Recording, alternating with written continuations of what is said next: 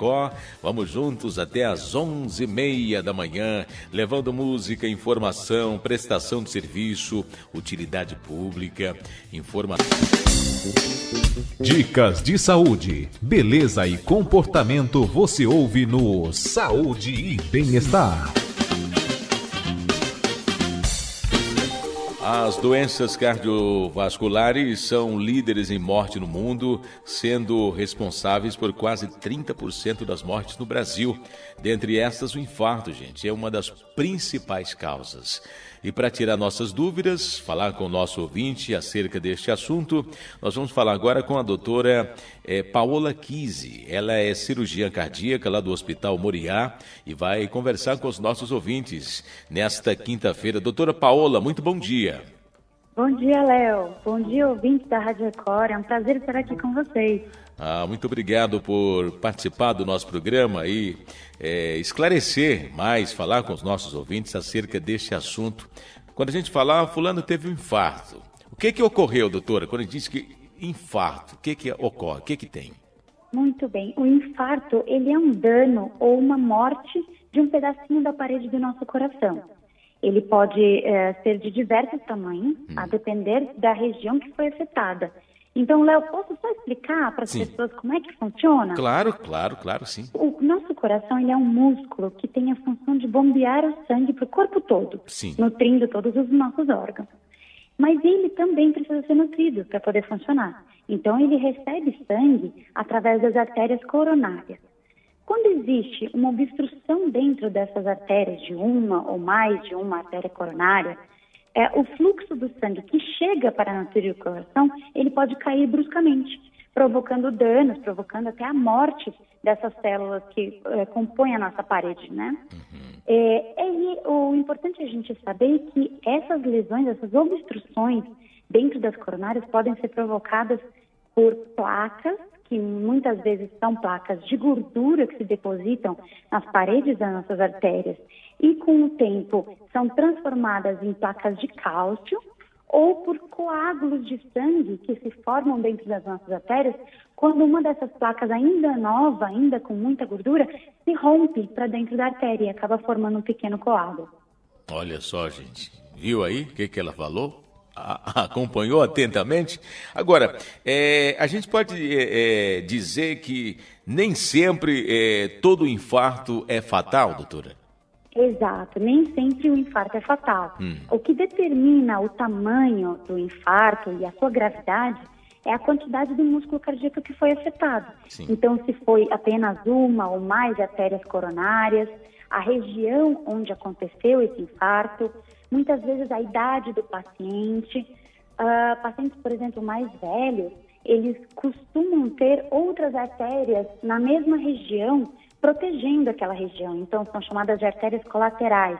Isso acaba protegendo um pouquinho o coração de danos causados pelo fechamento de uma artéria, por exemplo. Ou, ao contrário, pessoas que já tiveram infartos anteriores podem ter mais sequelas. Havendo 1, 2, 3, né, no quarto infarto, as sequelas podem ser maiores e isso pode ser fatal. Assim, a dor no peito, diríamos que é o principal sintoma do infarto, doutor, ou tem outros? Sim, Léo, isso é muito importante a gente frisar. A dor no peito ela é o sinal que mais nos deixa em estado de emergência. Quando as dores no peito acontecem, principalmente em aperto, como se houvesse alguém pisando no peito mesmo, um peso no centro do peito, isso já sinaliza para a gente que algo estranho pode estar acontecendo, né? Normalmente essas dores podem estar relacionadas a um esforço físico intenso, ou mesmo após uma alimentação, por exemplo, após o almoço ou após um jantar. Elas podem, essas dores, surgir no centro do peito e irradiar para o pescoço, se espalhar para o braço, principalmente o braço esquerdo, e elas podem ou não estar acompanhadas de outros sintomas, como, por exemplo, uma falta de ar súbita, uma sensação de cansaço importante. Isso pode ou não existir, mas o mais importante é a gente entender que quando sentimos uma dor no peito muito forte, é importante procurar um centro médico, um centro de atendimento o mais rápido possível para que a gente possa fazer o diagnóstico. É verdade que beber água ou até tossir pode diminuir a dor do infarto, doutora, ou isso é um mito?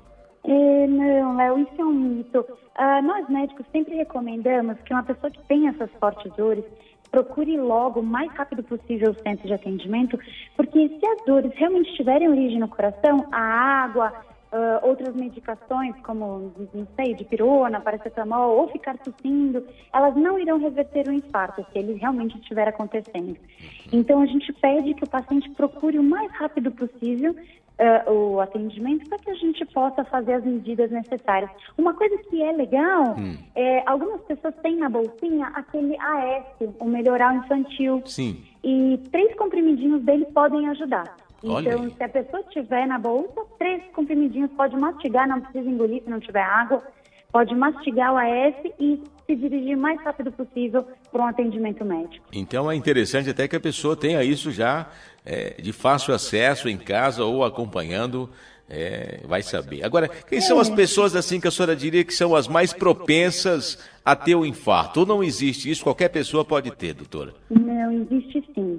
Existem aquelas pessoas que têm causas que a gente consegue atuar, que a gente consegue modificar, e aquelas pessoas que têm a predisposição genética para ter doenças no coração. Sim. Então, tanto as pessoas com predisposição genética, quanto essas que têm algumas doenças que podem facilitar a formação de doenças no coração, precisam se prevenir. Então, acho que o principal é a gente dizer para as pessoas que é preciso controlar a hipertensão arterial, o diabetes, controlar sempre o colesterol, né, a taxa de colesterol no sangue, que precisa ser sempre medida e controlada. Outros fatores como a obesidade, o nosso sedentarismo, né, Léo? A gente está cada vez mais sedentário, cada vez mais parado, então é muito importante a gente ter um estilo de vida melhor. E o mais importante de todos esses que eu adoro falar, porque isso é muito importante, é parar de fumar. Então, esse é o hábito que mais prejudica o nosso coração. Além dos nossos pulmões, o nosso coração também é muito afetado pelo cigarro. Então, não importa quanto tempo você fumou, vamos parar, que está na hora para a gente poder se proteger, né? Acho que adotar hábitos de vida saudáveis, uma alimentação balanceada e fazer um acompanhamento médico, sempre com check-ups periódicos, muito exercício físico e parar de fumar já vão ajudar muito e prevenir muitas das doenças do coração. Aí, gente. A doutora, ela começou aqui falando que o coração é como se fosse uma bomba, né? Que ele precisa jogar o sangue para todo o corpo, mas ele também precisa de combustível, né, doutora? Exatamente. Precisa estar bem para fazer esse bombeamento aí. Precisa estar bem, você tem que cuidar bem dele, né, Léo? É verdade. Agora, e a questão do tratamento? Uma vez que a pessoa teve o infarto, como que é feito o tratamento? O que é feito, doutora? Bom, o tratamento depende muito, é claro, do tamanho do infarto, da região e do tempo que a pessoa levou para procurar o atendimento médico. Sim. Então, ele pode, por exemplo, ser feito de forma só medicamentosa. Então, existem remédios que conseguem dissolver esses pequenos coágulos de dentro das artérias, mas esses remédios têm um alcance limitado, dependendo do tempo que a pessoa levou para procurar o atendimento. Existe também o tratamento através do cateterismo.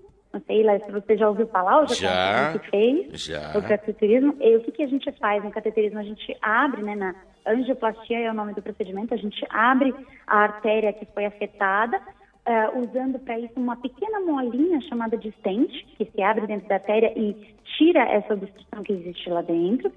Ou, em alguns casos específicos, existe também a necessidade do tratamento cirúrgico, que é muito conhecido como ponte de safena. Acho que todo mundo tem alguém, um parente, um vizinho, alguém que já fez ponte de safena, né? Sim. O importante é sempre procurar o mais rápido possível o atendimento médico, porque a gente costuma dizer, Léo, que tempo é músculo.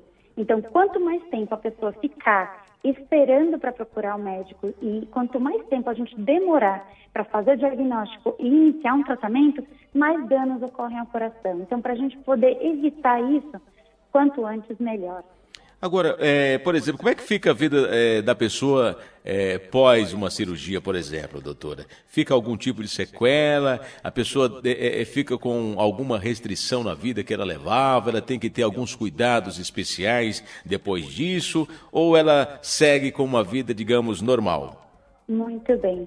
Então, assim, depende muito do tamanho do infarto e do quanto de músculo se perdeu, né, naquele episódio. Mas, em geral, o que nós vemos é que após um período de recuperação em torno de 1 até 2 meses, os pacientes costumam assumir uma vida normal de novo. É claro que eles vão precisar de acompanhamento médico frequente, muitas vezes uso de medicações regulares, né, sempre se atentar para controlar os fatores de risco e redobrar os cuidados com alimentação, com exercícios físicos, caminhada.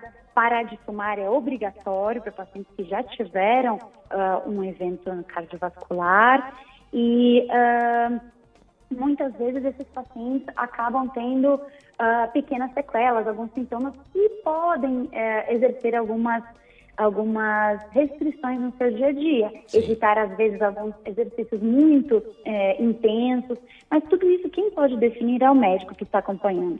Então, após o infarto, a gente consegue, por exemplo, fazer exames para definir o grau de comprometimento do coração e, a partir daí, seguir e ver como o paciente responde. Mas o nosso objetivo é sempre que o paciente tenha uma vida normal. Porque uma vez que ele teve um infarto, e mesmo que tenha sido em grau leve, a probabilidade de ter um outro é grande, ou não, doutora? É grande. Isso é muito importante da gente dizer para as pessoas que é uma doença silenciosa e é uma doença evolutiva.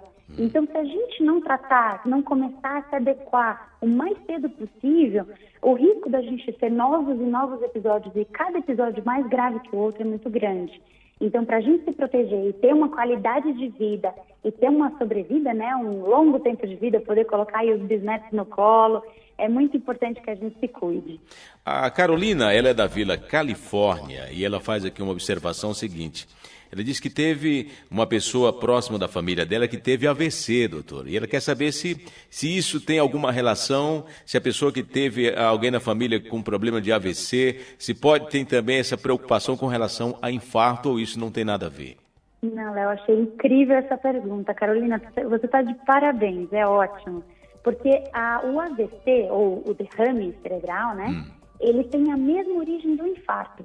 É uma placa de gordura que se deposita dentro das artérias e vai, ao longo do tempo, sendo substituída por cálcio, formando uma obstrução dura dentro daquela artéria. Então, da mesma forma que o coração deixa de receber o sangue que ele precisa para se nutrir, o cérebro também acaba deixando de receber o sangue que precisa, causando o derrame ou o AVC. Então, tudo tem origem na mesma patologia, que é o que a gente chama de aterosclerose. E os fatores de risco são exatamente os mesmos. Então, ter hábitos de vida saudáveis é fundamental para proteger tudo, né? Os nossos órgãos mais nobres, o coração, o cérebro, os rins, todos os nossos órgãos mais nobres são protegidos quando a gente adota esses hábitos saudáveis. Tá ok.